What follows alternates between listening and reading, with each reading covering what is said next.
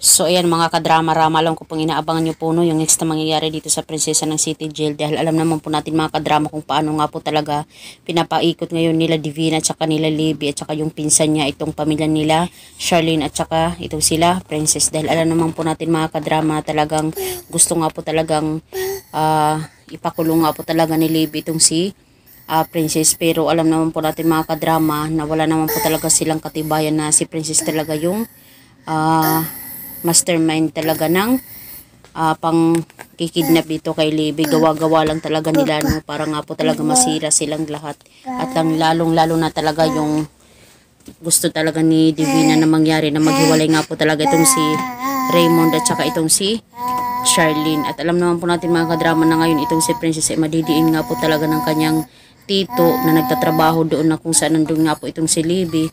Dahil nga po talaga sa pinilit itong tito ni Princess na sabihin na itong si Princess daw yung mastermind ng kidnapping. Dahil wala na po nga po talaga itong nagawa, dahil gusto nga po talaga siyang patayin na lang.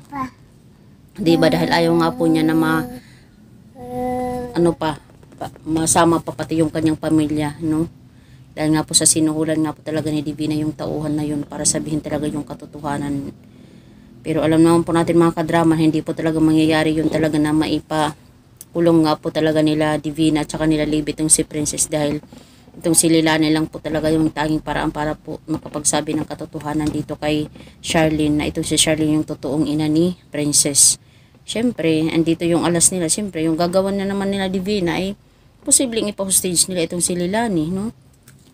Para nga po talaga hindi makapagsabi ng katotohanan, dahil siya lang po talaga mapipilitan po talaga itong si Lilani na sabihin po talaga yung katotohanan dito kay Charlene. Pag ginawa po talaga nila Divina yun na ipakulong itong si Princess, na wala naman po talaga silang basihan.